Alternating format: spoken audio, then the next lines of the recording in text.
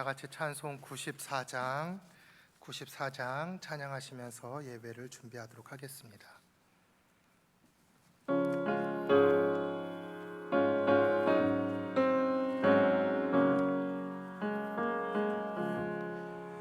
주 예수보다 더 귀한 것은 없네. 이 세상 부귀와 바꿀 수 없네. 영죽은 내 대신 돌아가신 그 놀라운 사랑 잊지 못해. 세상 즐거움 다 버리고 세상 자랑 다 버렸네. 주 예수보다 더 귀한 것은 없네. 예수 밖에는 없네. 주 예수보다 더 귀한 것은 없네. 이 세상 명예와 바꿀 수 없네. 이전에 즐기던 세상 일도 주 사랑하는 마음 뺏지 못해. 세상 즐거움 다 버리고 세상 자랑 다 버렸네.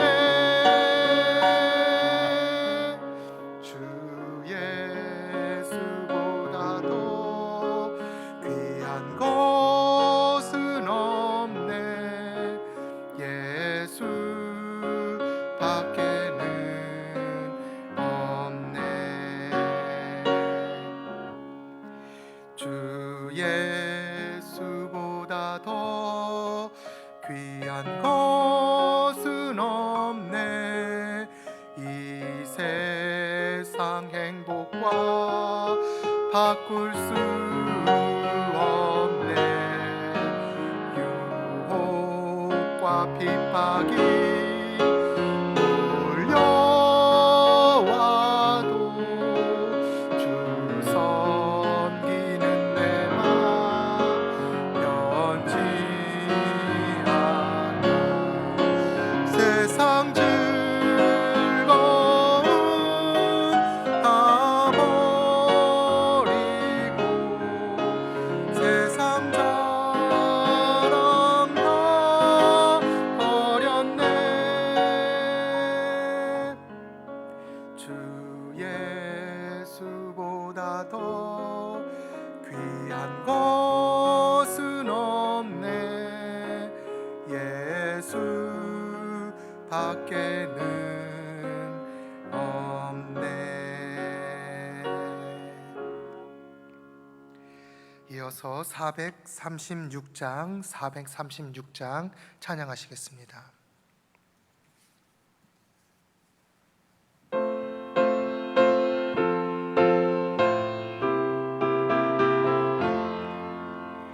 나 이제 주님의 새 생명 얻은 몸, 옛 것은 지나고 새 사람이로다.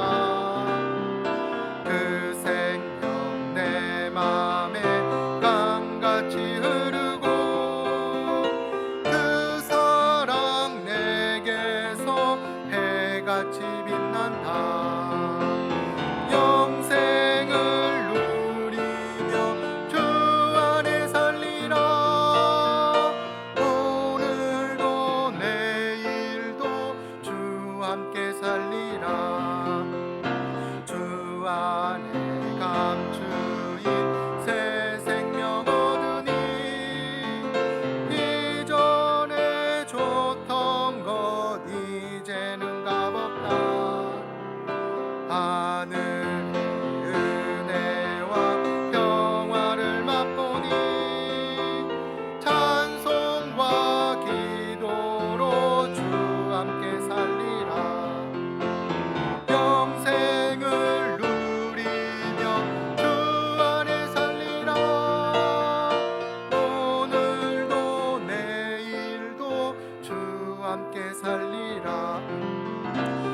만천도 조목도 새 것이 되었고 죄인도 원수도 친구로 변한다. 새 생명 얻은 자 영생을 누리니 주님을 모신 밤 새 하늘이로다. 영생을 누리며 주 안에 살리라. 오늘도 내일도 주 함께 살리라. 주 따라가는 길 험하고 멀어도 찬송을 부르며 뒤따라가리라. 나 주를 모시고 영원히 살리라. 날마다 섬기며 주 함께 살리라. 영생을 누리며 주 안에 살리라. 오늘도 주 함께 살리라. 마지막으로 찬송 302장 찬양하시겠습니다.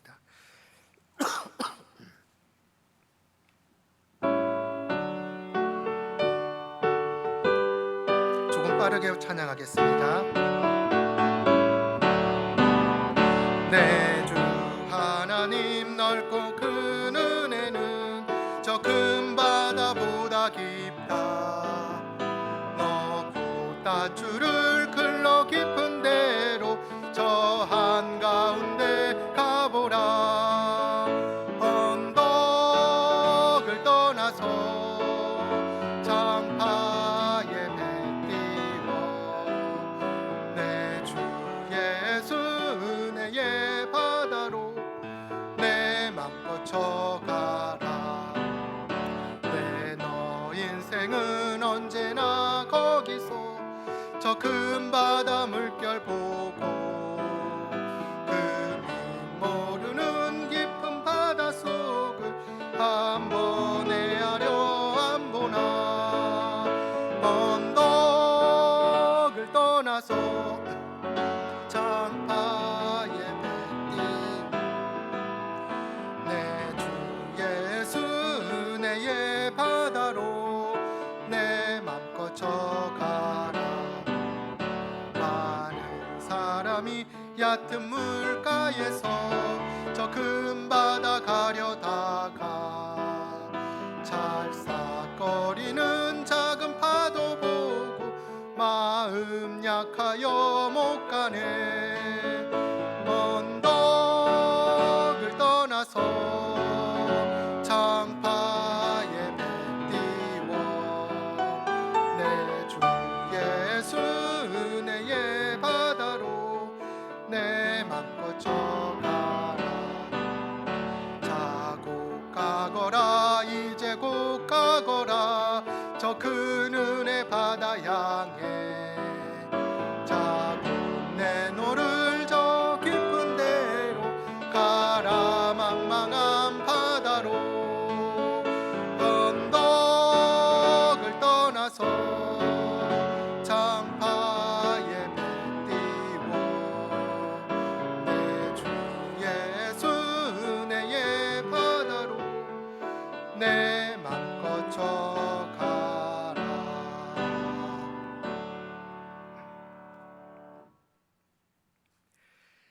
이제 우리가 있는 그곳에서 우리의 마음과 뜻과 정성을 다해 수요 오전 예배를 하나님께 드리겠습니다.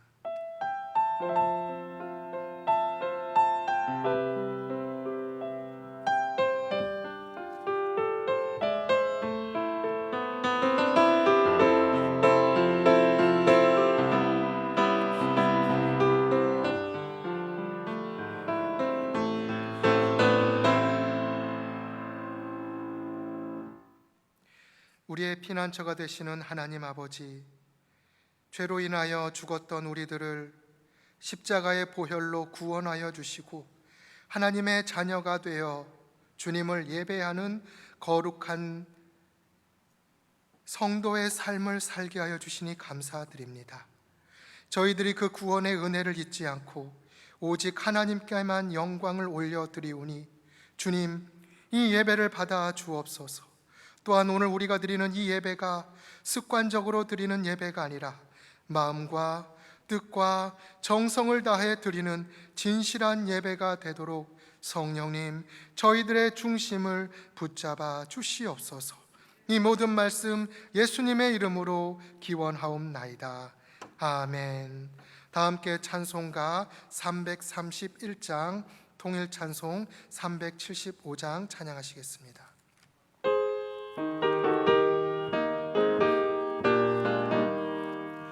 영광을 받으실 만유의 주여, 우리가 명령을 따르리니 베푸신 은혜를 감사히 알고 진실한 마음으로 섬기겠네.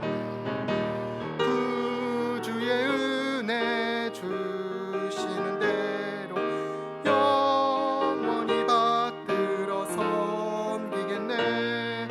찬송하겠네, 찬송하겠네. 생명을 주시는 구주로다. 구주를 높이고 잘 공경하고 온유한 마음으로 섬기리라.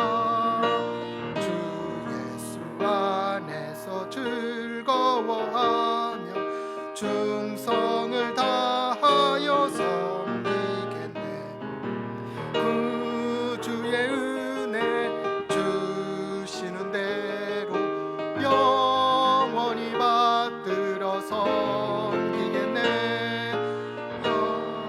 찬송하겠네, 찬송하겠네.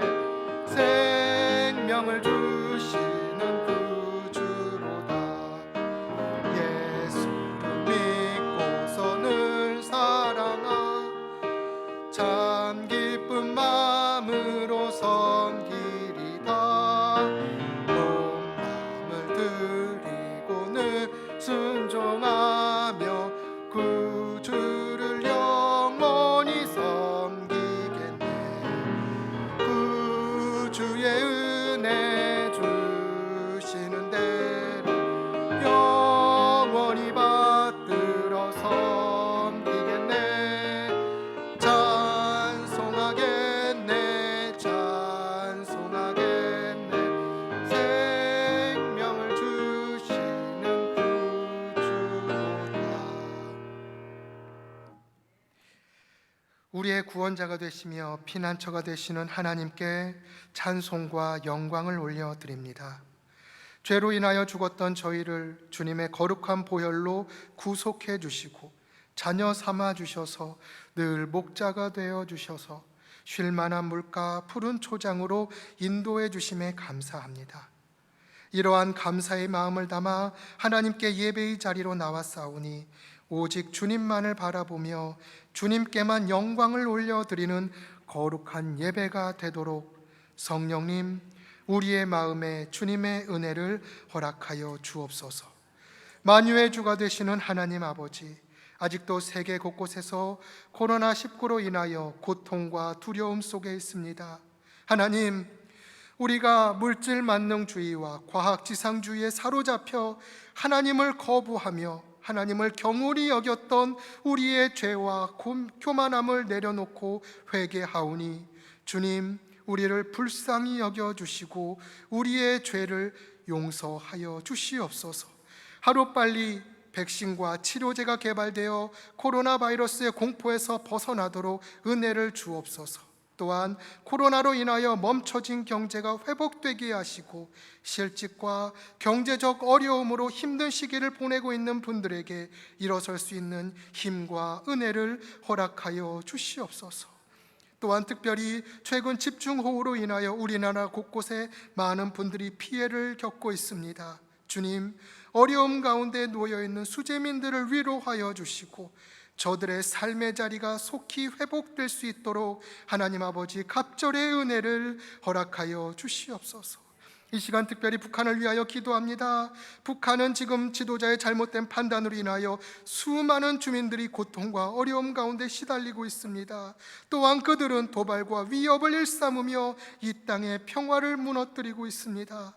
하나님, 속히 김씨 세습의 독재 정권이 무너질 수 있도록 은혜를 허락하여 주시고, 남과 북이 복음으로 통일되어 대한민국이 선교하는 나라가 되게 하여 주시옵소서. 특별히 우리 주한교회가 선교적 삶으로 세상을 섬기고 치유하는 교회가 되기를 원합니다. 우리의 작은 섬김과 삶으로 주변에 있는 자들에게 선한 영향력을 미칠 수 있도록 하나님 은혜를 허락하여 주시옵소서. 특별히 코로나19로 힘들고 어려운 이 시기에 주변에 있는 이웃들의 눈물을 닦아주며 함께 저들의 손을 붙잡고 일어나는 주 안에 우리 모든 믿음의 교우들 될 수 있도록 하나님께서 한 분 한 분에게 성령의 은혜와 능력을 허락하여 주시옵소서. 이제 이은경 목사님께서 하나님의 귀한 말씀을 전해주십니다. 특별히 하나님의 능력으로 말씀을 선포할 수 있도록 하나님 인도하여 주옵시고, 선포하시는 말씀에 힘이 있어 듣는 이로 하여금 도전이 되며 은혜가 되며 삶의 회복을 경험하는 거룩한 시간이 될 수 있도록 성령님께서 역사하여 주시옵소서. 예배의 시종을 주님께 맡겨드립니다. 하나님 영광을 홀로 받아주시고 사단의 세력들이 틈타지 않도록 우리들의 심령을 붙잡아 주시옵소서. 이 모든 말씀 우리를 구원하여 주시고 우리를 하나님의 자녀 삼아주신 우리 주 예수 그리스도의 이름으로 간절히 기도드립니다. 아멘.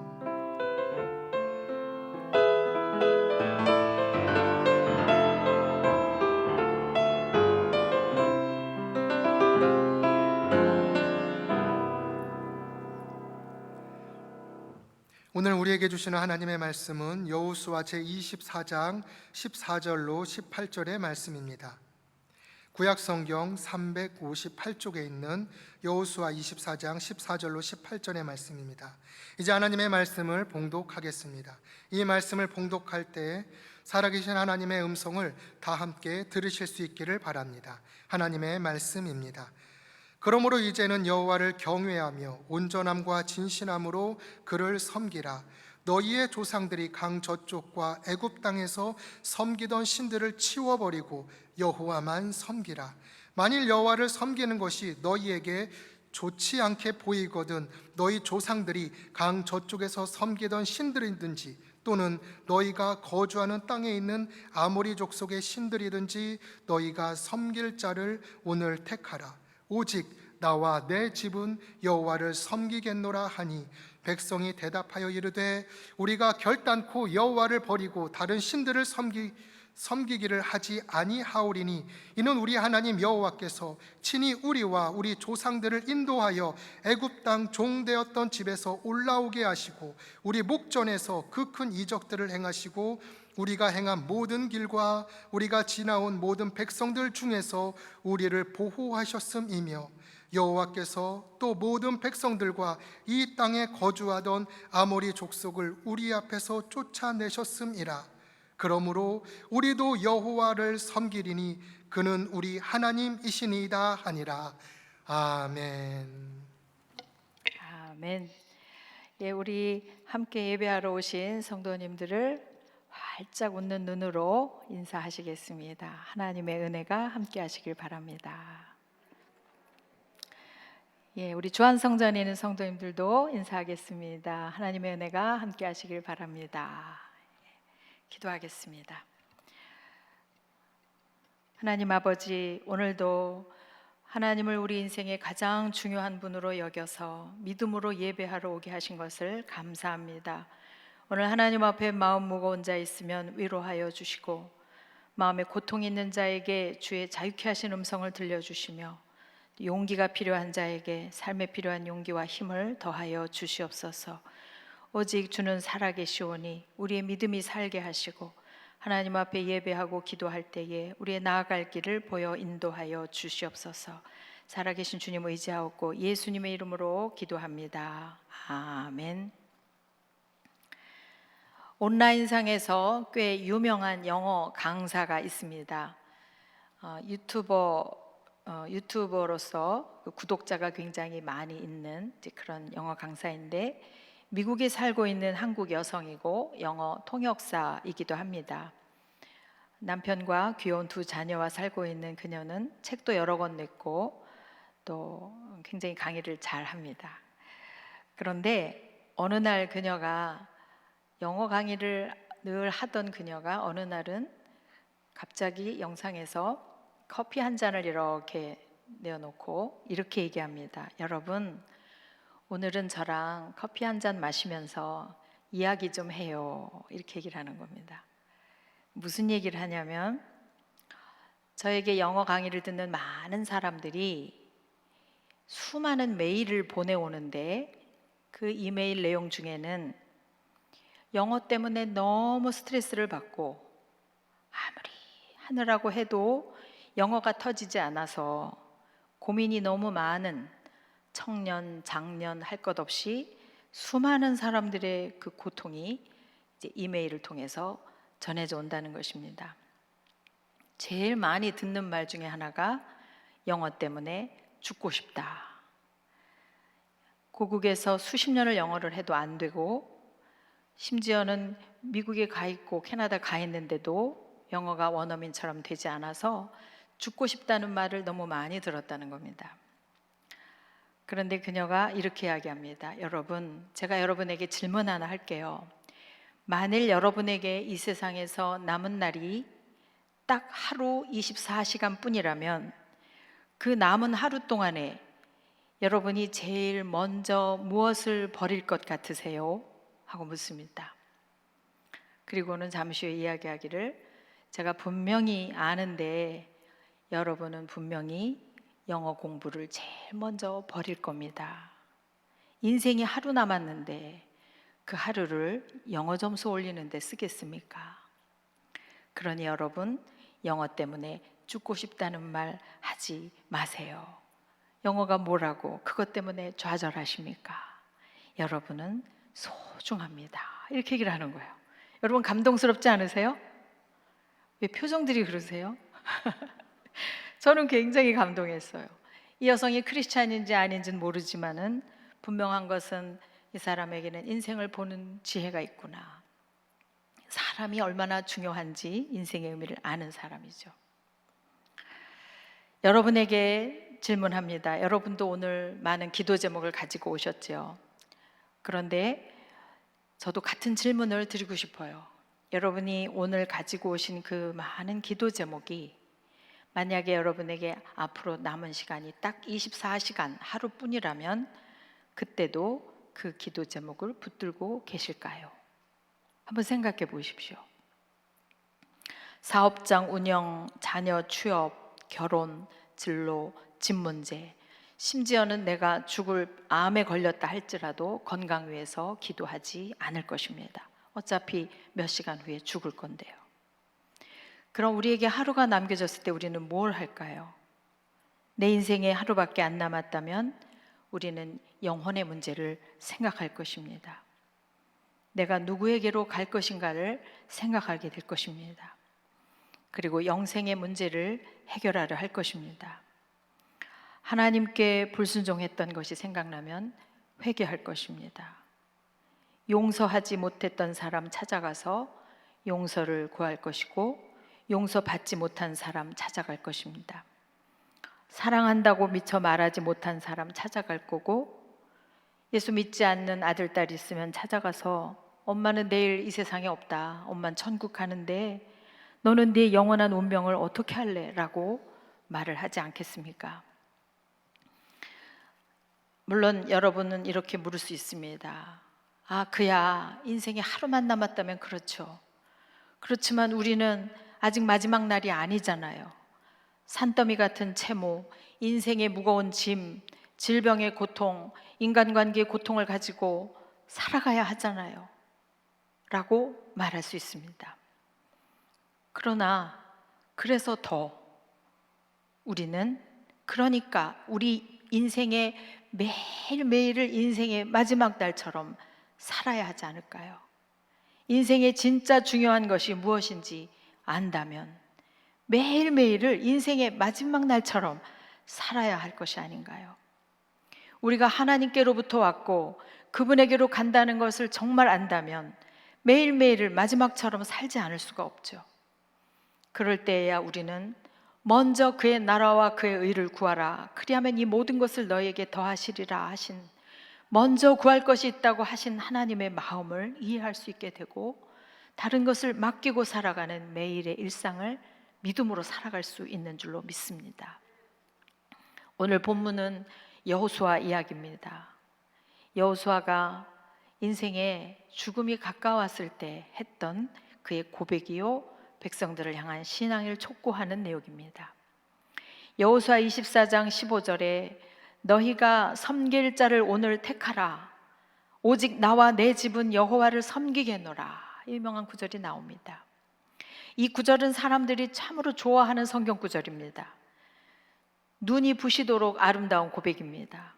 액자로 카드로 만들어져서 사람들이 읽으며 은혜 받는 구절입니다.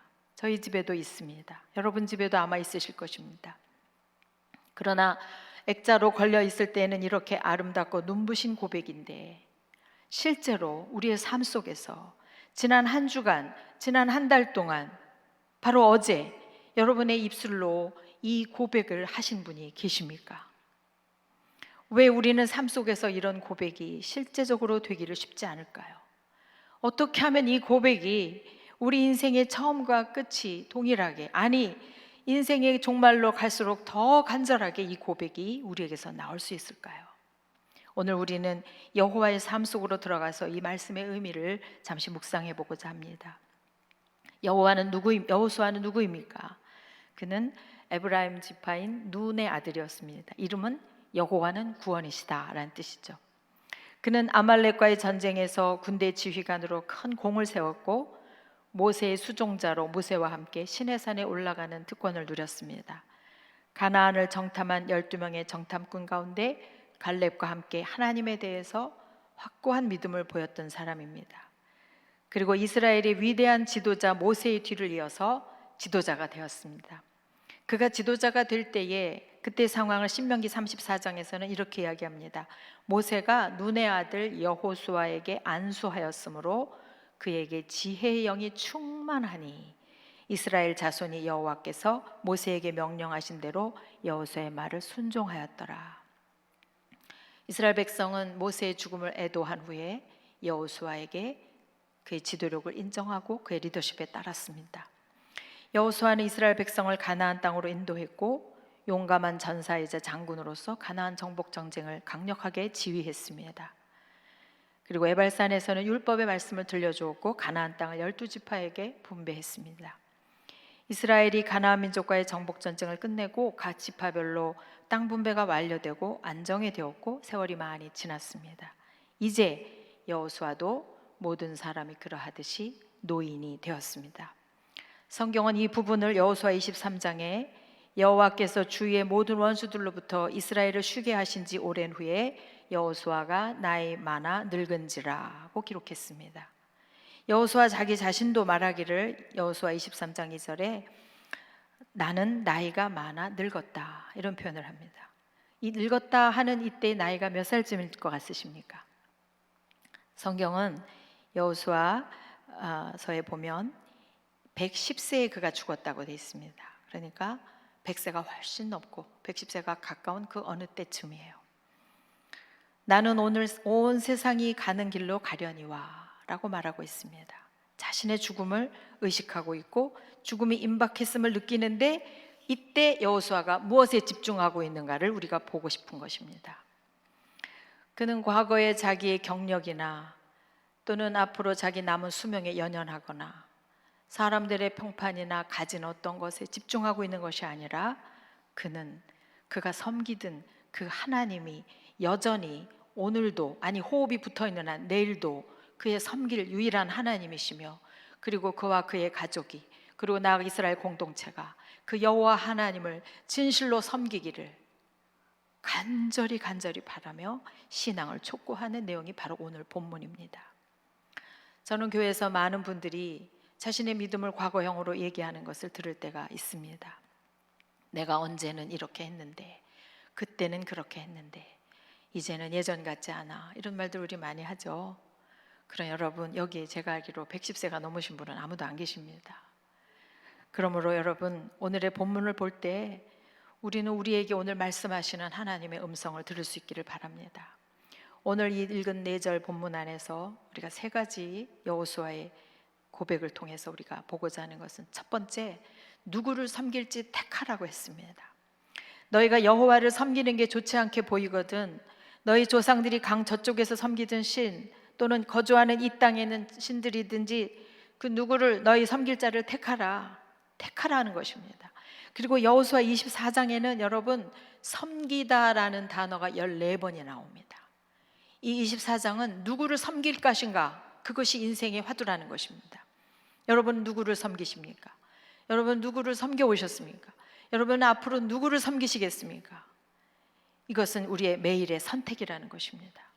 사람이 아담 하와 때 이후로 선택할 수 있는 자유, 그거 하나님이 주신 소중한 자유인데, 이 자유를 쓰는 그 순간이 얼마나 중요한지 모릅니다. 인류의 운명을 바꿔놓습니다. 한 사람의 운명이 달라집니다. 잘 선택해야 합니다. 누구를 선택할 것인가? 내가 우상을 선택할 것인가? 그렇지 않고 하나님을 선택할 것인가? 애굽의 신이나 요단강 건너편 길르앗 땅 우상들의 신을 버리고 가나안 신을 버리고 여호와 하나님을 택하고 결단하라고 그는 촉구하고 있는 것입니다. 어중간한 태도를 배격하고 분명하게 신앙의 중립지대가 아닌 분명하게 하나님 편에 서라는 것입니다. 왜 지금 여호수아가 이렇게 간절할까요? 첫 번째로 그는 하나님이 그가 나이가 먹도록 출애굽하면서 지금까지 백성들을 어떻게 인도해 왔는지를 다 보았습니다. 하나님이 아브라함 이래로 어떻게 그 약속을 신실하게 이루셨는지, 애굽에서 어떻게 구출하셨는지, 광야에서 어떻게 보호하셨는지, 여리고성을 어떻게 함락했는지, 하나님이 어떻게 이 땅을 주셨는지를 다 보았습니다. 언약에 신실하신 하나님을 보았습니다. 그런데 문제는 여호수아는 이스라엘 백성들의 모습도 보았다는 것입니다. 그는 광야에서 원망하던 백성들의 모습을 기억합니다. 그는 하나님을 거역하고 우상 숭배의 탐욕을 보이던 백성들의 모습을 그는 또렷이 기억하고 있는 것입니다. 그래서 여호와의 신실하심 앞에서 이스라엘 백성들이 하나님을 또 배반하고 또 배교하고 또 멀어지고 또 우상에게 갈까봐 마지막 힘을 다하여서 그의 노구를 이끌고 그의 호흡을 다하여서 이스라엘에게 촉구하는 것입니다. 너희는 누구를 섬길 것이냐? 어찌 보면 여러분, 우리는 이미 하나님을 섬기기로 다 선택한 사람들 같죠? 다 선택이 끝난 것 같죠? 근데 그렇지 않습니다. 인간은 계속해서 선택하지 않는 한 언젠가 어느 순간에 다른 것을 선택할 수 있는 연약한 자들입니다. 하나님이 우리에게 우상을 버리라, 십계명에서도 계속해서 하나님 우리에게 말씀하시는 것은 우상을 버리고 하나님께 다시 예속되라는 뜻이 아니라, 우리 모든 인간들은 본래 죄에 노예된 자들이기 때문에, 여러분, 우리가 무당을 찾아가고 점집을 찾아갈 때 무슨 거기에 있는 귀신을 숭배하려고 가는 게 아니잖아요. 자기의 욕심 때문에, 자기의 욕구 때문에 가는 거거든요. 사람이 죄의 노예가 된 사람들이기 때문에 우리가 우상을 섬길 때는 이 탐욕이라는 죄의 노예가 되어서 평생 죄의 노예가 되어 살 수밖에 없는 거예요. 그래서 하나님은 우리를, 죄의 노예된 우리를 해방시키시고 우리를 구원하셔서 하나님의 자녀로서 가장 아름답고 진리를 알지니 진리가 너희를 자유케 하리라, 우리를 자유롭게 하시려고 하나님을 섬기게 하시는 거예요. 여러분에게, 그리고 저에게 오늘 하나님께서 하시는 질문이 있으십니까? 내가 혹시 어제는 주님을 섬기는 것 같았는데 오늘은 또다시 내가 내 욕심을 따라서 나 자신을 섬기고 세상을 섬기고 내가 하나님과 세상을 저울질하고 내가 엉거주춤한 부분은 없는가? 오늘 여러분 하나님 앞에 다시 결단하시는 이 시간이 되시기를 바랍니다. 두 번째는 여호와를 섬기되 14절에 경외하며 온전함과 진실함으로 그를 섬기라 그랬습니다. 여호와를 섬기는 게 다지가 아니라 어떻게 섬길 것이냐, 온전하게 진실하게 그를 섬기라는 것입니다. 형식적인 율법 준수나 그냥 제사로만 만족하지 말고 형식으로만 남아있지 말고, 습관으로 남아있지 말고 중심으로 그리고 성실로 여호와를 섬기라는 것입니다. 여러분, 성실하다는 건 우리가 누구에게서 배웁니까? 하나님에게서 배웠습니다. 하나님이 이스라엘 백성을 인도하실 때 얼마나 인내하시고 끊임없이 그들을 향해서 인자와 자비를 베푸시고 그들을 큰 민족을 이루게 하시고 애굽에서 이끌어내시고 홍해를 가르시고 애굽의 마병들을 바다에 가두시고 이스라엘을 구원하시고 광야에서 함께 하시고 쓴물을 단물되게 하시고 반석에서 생수가 나오게 하시고 양식이 떨어지자 만나 메추라기를 주시고 광야 40년 동안 의복이 헤어지지 않게 하시고 발이 부르트지 않게 하시고 발락이 이스라엘을 저주하려 할 때 그것을 변하여 축복하게 하시고 하나님께서는 그의 언약을 세우신 것을 이행하셨습니다. 그 하나님의 성품과 은혜를 경험한 백성은 하나님을 경외하고 감사하며 그를 신실하게 섬기는 것이 마땅한데 사람은 자주 변하고 신실하지 못합니다. 그리고 우리가 하나님을 경외한다고 하지만 사실은 솔직하게 말하면 우리 속에는 어떤 마음이 있냐면 하나님을 경외하는 것이 내게 유익이 되고 내 형편에 도움이 되면 우리가 기꺼이 순종하려 합니다. 어떤 명령이나 하나님의 어떤 뜻을 알게 됐을 때 이것을 행함으로 나에게 유익이 있겠다 싶으면은 우리가 순종하지만 그것을 함으로 내게 어떤 희생이 있고 또 값지불 해야 될 것이 있다고 생각하면 하나님을 경외하는 것에서 우리의 이 믿음이 뒤로 물러갈 때가 많습니다. 그런데 하나님은 사랑이시기도 하지만 하나님은 공의롭기도 하십니다. 무슨 말 하고 싶은 거냐면 사람들이 늘 이 사랑의 하나님이라는 말에 스스로 속을 수 있습니다. 이것은 예수 믿는 사람도 그렇고 믿지 않는 사람들도 그럴 수 있습니다. 무슨 말들을 많이 하냐면 하나님이 사랑이신데 어떻게 인간을 심판하고 벌을 주느냐 그런 말들 하죠. 마스크를 쓰고 있어서 얼굴이 안 보입니다. 고개를 끄덕여 보십시오. 하나님이 사랑이신데 어떻게 지옥을 만들었어? 나는 그런 하나님 못 믿겠다. 달콤한 하나님, 사랑하고 늘 용서하는 하나님, 그리고 인간을 심판하고 벌 주는 하나님은 믿지 못하겠다. 그렇게 말하죠. 인간을 지옥에 보내는 하나님을 나는 믿지 못하겠다. 그렇게 사람들이 하나님을 경외한다고 하는 순간에 하나님이 내게 달콤한 분이면 하나님을 경외하려 하지만 하나님이 인간을 벌 준다든지 하나님의 공의가 있다든지 심판이 있다든지 그런 부분을 얘기하려면 하나님을 안 믿겠다고 나오는 거예요. 그런데 이 부분에 대해서 팀 켈러라는 목사님이 하나님을 말한다는 책에서 이런 말을 했습니다. 사람들에게 묻고 싶다. 사람들은 무슨 근거로 하나님을 사랑이라고 말하는가? 여러분, 무슨 근거로 하나님을 사랑이라고 말하십니까? 우리가 세상을 다 둘러보다가 세상에 아무 흠도 없고 아무 불의함도 없고 아무 고통도 없어서 아, 하나님이 사랑이시구나 우리가 이렇게 말하게 됐습니까? 아니죠. 우리가 역사를 돌아보면서 지난날에 하나하나가 역사를 다 봤더니 정말 하나님은 사랑이셔 라고 말할 수 있었습니까? 아닙니다. 세상의 모든 종교적인 책들을 다 살펴보고 하나님이 사랑이시라고 우리가 결론을 낸 게 아닙니다. 여러분, 하나님이 사랑이라는 것은 우리가 어떻게 해서 결론을 내렸죠? 성경이 그렇게 말씀하고 있기 때문입니다. 팀 켈러 목사님은 말하기를 하나님은 사랑이시라는 이 개념은 우리가 성경에서 본 것이다. 그런데 그 성경은 사랑의 하나님을 이야기하는 것과 똑같이 하나님의 공의, 하나님의 심판, 하나님이 모든 것을 바로잡으실 분이라는 것을 똑같이 성경이 이야기하고 있다는 것입니다. 그러므로 여러분, 하나님을 경외하는 자들은 하나님을 자기 마음대로 그렇게 만들거나 자기 마음대로 취사 선택해서는 안 되는 것입니다. 하나님은 공의의 하나님이십니다. 우리가 하나님을 경외하면서 그분 앞에 갑질을 하고 순종하고 때로는 알지 못하는 길을 가면서 눈물로 그분 앞에 순종하며 가는 그 과정을 하나님은 인내라 보시고 우리가 온 마음으로 주님을 사랑하고 섬기는 그 과정을 하나님 반드시 보시며 그리고 하나님의 공의가 이루어지는 날 하나님의 상급과 칭찬이 있는 날 분명히 이루어진다는 것입니다. 그러므로 여러분 여호와를 경외하며 그분을 사랑하기로 다시 한번 여러분의 신앙의 대상인 하나님을 다시 한번 재설정하십시오. 어거스틴의 말대로 사람이 누구를 사랑하느냐가 그의 인간됨됨이라고 했습니다. 하나님보다 자녀나 다른 사람이나 배우자를 더 사랑하고 의지하면, 인간의 심령이 하나님이 아닌 다른 것을 더 사랑한다면 결국 그것은 슬픔으로 흘러갈 수밖에 없다 그랬습니다.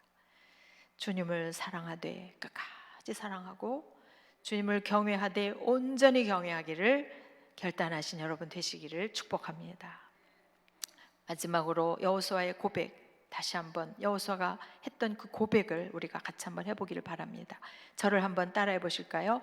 너희가 섬길 자를 오늘 택하라. 오직 나와 내 집은 여호와를 섬기겠노라. 이 곳곳에서 이런 고백들이 여러분의 매일 일상 속에 일어나기를 축복합니다. 여호수아의 생애는 광야 생활을 거치고 가나안 전쟁을 할 때 안정이라는 게 없었습니다. 나그네된 지친 여정이었습니다. 그러나 노인이 된 지금 그의 인생이 이렇게 빛날 수 있는 것은 그가 그 거친 행로를 건너오면서도 한 번도 하나님을 배반한 적이 없다는 것입니다. 그가 자신을 자랑하려고 이 말을 하는 것이 아니라 그는 자신의 섬겨왔던 그 하나님이 여전히 이스라엘의 하나님이며 시대를 거듭하면서 자손 만대로 이 하나님이 그 백성을 통해 영광을 받으시길 원하는 간절한 소원이 그 속에 있는 것입니다. 코로나 시기에 교회 현장 예배 오려면 어려움이 있습니다. 여러분 중에는 자녀가 부모님 예배하는 걸 반대하시는 가정도 있을 것이고, 이 자리에 온 사람은 다 믿음이 있고 오지 못한 분은 믿음이 없다, 우리 그렇게 말할 수 없습니다. 오지 못할 상황들이 있지요. 그러나 분명한 것은 오늘 여러분은 이 자리에 믿음으로 왔다는 것입니다. 이 코로나 기간에도 누군가는 매일 새벽 기도를 오고 있으며, 누군가는 매주 주일 예배로 오고 있으며, 누군가는 매주 교회 봉사를 하고 있습니다. 우리 주안성전의 부득이 다른 사람으로 인해서 2주간 자가 격리를 했던 분이 집사님이 계십니다. 그분이 누구를 원망한 것이 아니라 첫날부터 어떤 결심을 했냐면, 내가 이 2주 동안 찬송가 쓰기를 해야겠다, 이렇게 결심을 하신 거예요. 이분은 원래, 이 남자 집사님은 원래 성경 쓰기는 이미 마친 분이에요. 그래서 이번에 내가 찬송가 쓰기를 한번 해보자, 첫날부터 그렇게 마음을 가지신 거예요. 불평하거나 원망하지 않고. 그리고 찬송가 가사를 쓰는데 이런 고백을 하셨어요. 목사님, 찬송가 가사가 이렇게 좋은지 처음 알았어요. 그리고는 1장부터 645장까지 정갈한 글씨로 굵은 노트에 찬송가를 다 쓰시고, 2주간 자가격리 끝난 다음에 나 다시는 교회 안 가가 아니라 끝나자마자 첫날 새벽기도로 오셔서 그 노트를 보여주셨어요. 제가 그 노트를 받아서 하루 동안 가지고 있었어요. 그것을 들춰보면서 눈물이 났어요. 그분을 모습을 생각하면서 축복하며 기도했어요. 그리고 놀랍게도 하나님이 그분에게 아주 좋은 일도 허락하셨어요. 누군가에게는 불평과 근심의 시간일 수 있는데 그분의 모습에서 저는 바로 여호수아처럼 오직 나와 내 집은 여호와를 섬기겠습니다 하는 그 고백을 본 것 같았습니다. 여러분, 때로는 교회 왔던 것 때문에 직장에 가서 힘들 수도 있고, 누군가의 여러 사람의 시선을 생각하며 마음이 무거울 수도 있습니다. 우리는 사실 모릅니다. 내일 일을 모릅니다. 어떤 고통이 있을지, 무엇이 우리를 기다리고 있는지 모릅니다. 그러나 분명한 것은 오늘 나는 단 하나의 청중, 그분이 중요하고, 단 한 분 그분의 시선이 중요하고, 단 한 분 그분의 마음이 중요하고, 단 한 분 그분의 평가가 중요하다는 믿음이 오늘 우리에게 있느냐 하는 것입니다. 여호수아는 100세가 넘었지만 그에게 신앙은 과거형이 아니었습니다. 현재형이고 미래형입니다. 나와 내 집은 여호와를 섬기겠노라. 여전히 지금 그리고 앞으로 며칠이 남았는지 모르지만 이 땅에 있는 동안 나는 여호와를 섬기겠노라. 그것이 여러분과 저, 그리고 영상으로 예배드리는 모든 분들의 고백이 될 수 있기를 진심으로 축복합니다. 여호수아의 경건한 영향력 때문에 그가 사망할 당시에도 그는 늙어서 그냥 초라한 그런 신앙의 뒷모습을 보인 것이 아니라 그가 사망 당시에도 그는 최고의 존경을 받았던 것을 우리가 알 수 있습니다. 왜냐하면 24장 31절에 보면 이스라엘이 여호수아가 사는 날 동안과 여호수아 뒤에 생존한 장로들 곧 여호와께서 이스라엘을 위하여 행하신 모든 일을 아는 자들이 사는 날 동안에 여호와를 섬겼더라 그랬습니다. 그의 영향력이 이렇게 백성들에게 미쳐진 것입니다. 여러분은 믿음 안에 우뚝 섰다 할지라도 또 여러분 함께하는 가족들에 대한 중보가 있으시죠?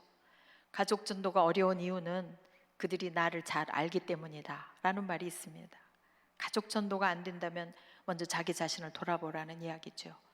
그러나 나를 돌아봐도 내가 더 이상 어떻게 할 것은 없는데 더 이상 어떻게 하리? 기도하고 눈물로 중보하고 그리고 양보하고 사랑하고 그렇게 사는데 지칠 때가 있죠.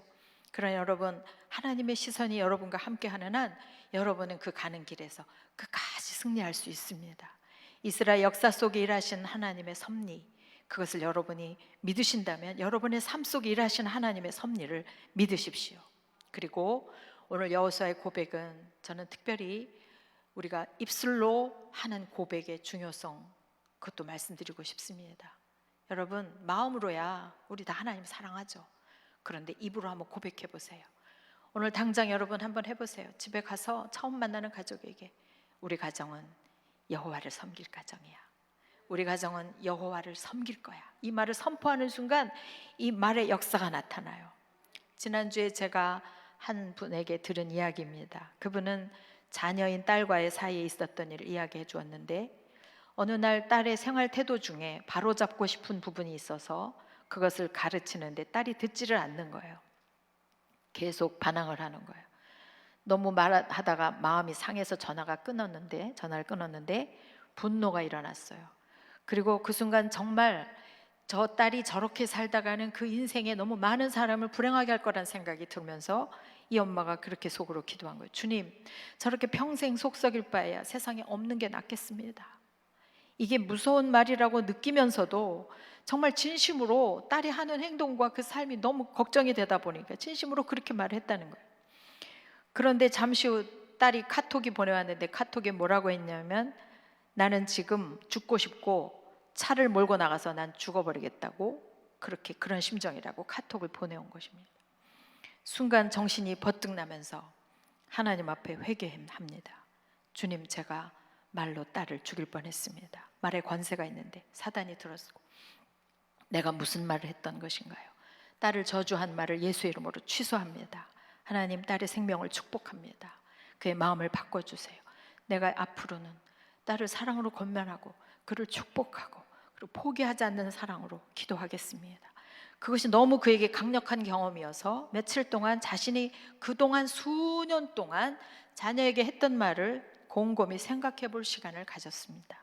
생각해 봤더니 자신의 수많은 말들 속에 딸을 향한 저주가 들어있었더라는 겁니다. 너는 안 돼. 너는 네 아빠 같아서 그거밖에 안 돼.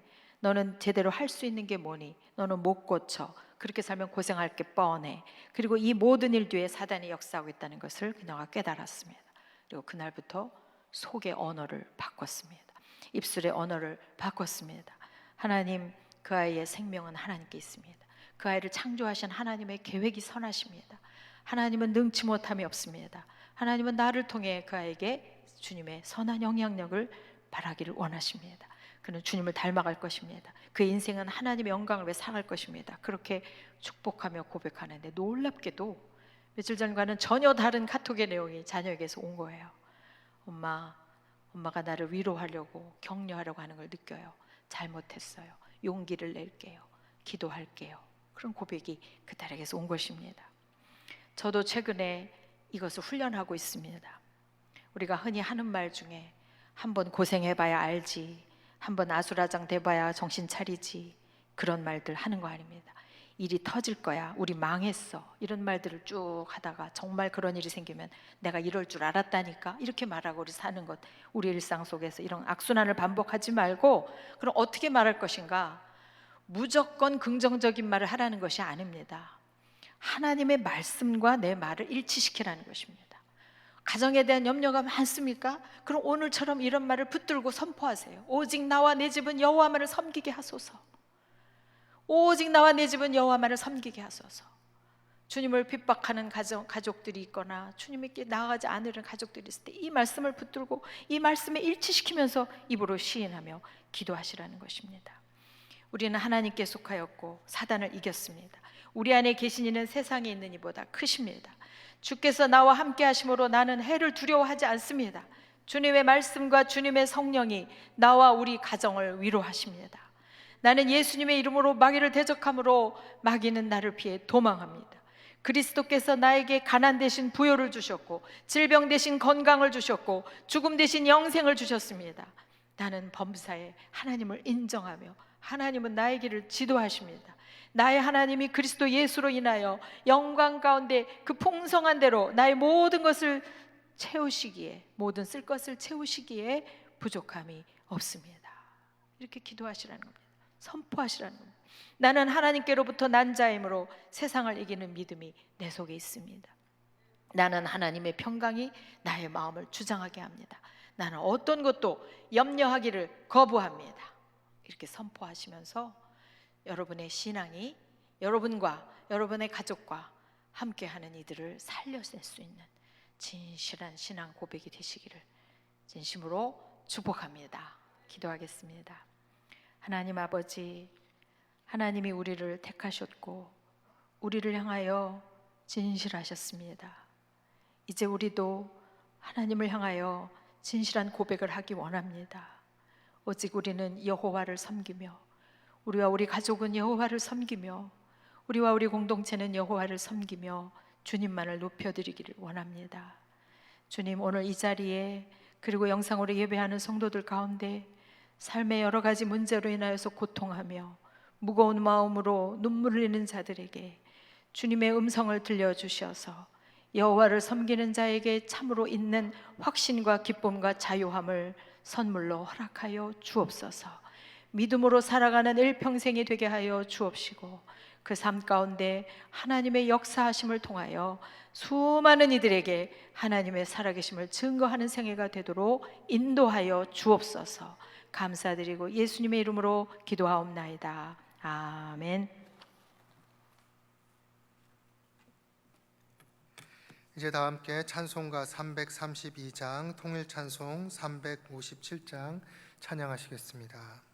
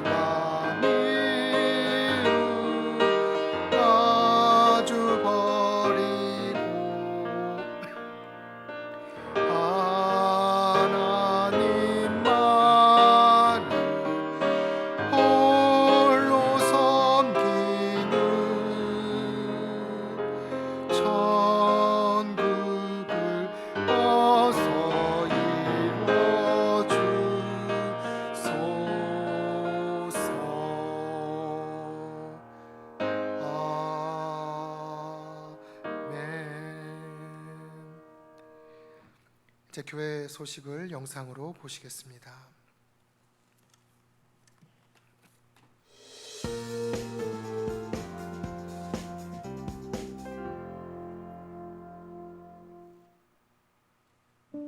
예기치 못했던 코로나 바이러스로 인해 어려운 시기를 보내고 있는 지금. 하지만 우리 모두가 하나님의 말씀과 함께한다면 두려움도 이겨낼 수 있지 않을까요? 이를 위해 우리 주안교회는 모든 성도들이 말씀으로 회복할 수 있는 153 말씀 운동을 시작합니다. 153 말씀 운동은 그물을 던지라는 주님의 말씀을 듣고 순종한 베드로처럼 우리도 8월 1일부터 153일간 매일 주님의 말씀을 듣고 그 말씀의 은혜를 나누고 말씀을 전하는 선교적 삶을 살아가는 운동입니다. 이를 위해 크게 3가지 행동 목표가 있습니다. 첫째, 153 말씀 동행입니다. 153 말씀 동행은 153일간 성경 일독을 목표로 매일 7에서 8장의 성경 통독을 합니다. 그리고 기쁨의 샘 큐티로 말씀을 묵상하고 캘리그라피 전문 회사인 청년제의와 협력해 만든 말씀 카드의 말씀을 암송함으로 말씀을 우리 삶 가운데 새기고자 합니다. 일주일에 한 번은 위임 목사님의 5분 메시지 영상을 보면서 주일 말씀의 은혜를 되새겨 봅니다. 둘째, 153 말씀 나눔입니다. 153 말씀 나눔은 153 말씀 동행을 통해 받은 은혜를 내가 속한 공동체, 가족, 구역, 믿음의 친구들과 함께 나눕니다.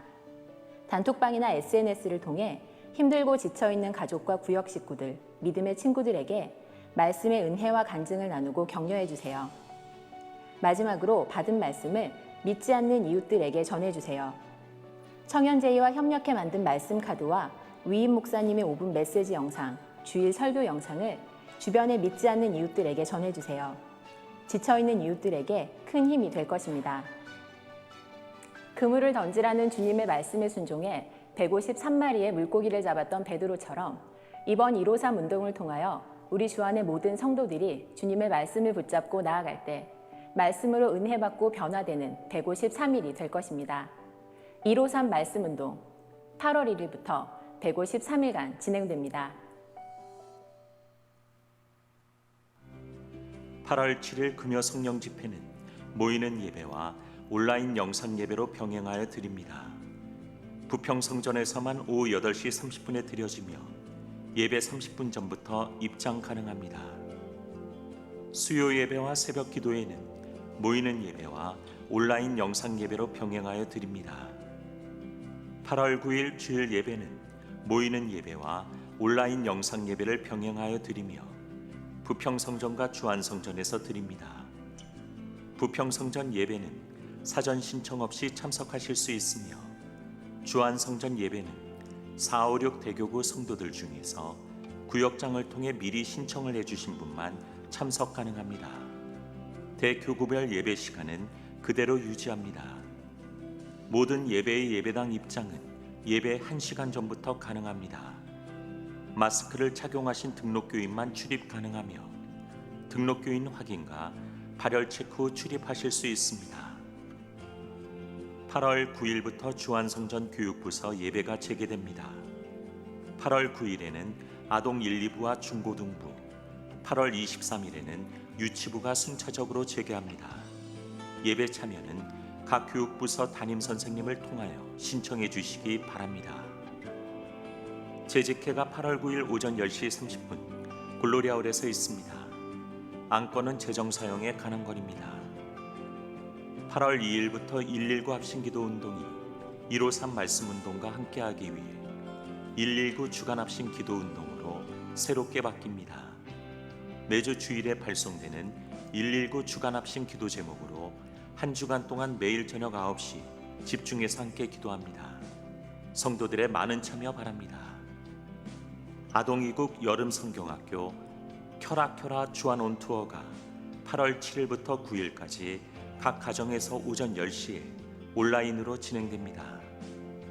지금까지 교회 소식이었습니다.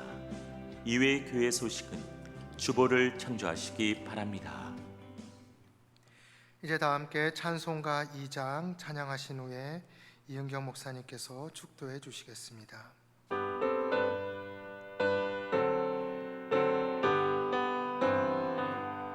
찬양 성부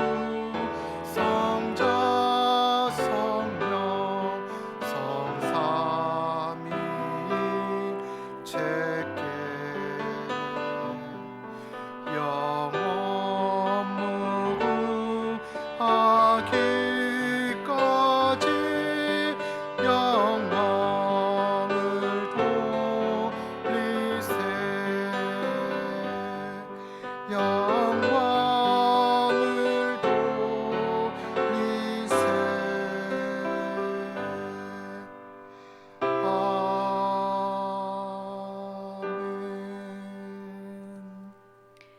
지금은 우리 주 예수 그리스도의 은혜와 하나님 아버지의 사랑하심과 성령님의 교통하심이 오직 하나님만 섬기는 생애가 되기를 다짐하고 돌아가는 주안교회 주안성전 부평성전 성도들과 영상으로 예배하는 주안의 모든 성도들의 가정과 생업과 일터와 사명의 현장 가운데 이제로부터 영원토록 함께 하시기를 간절히 축원하옵나이다. 아멘.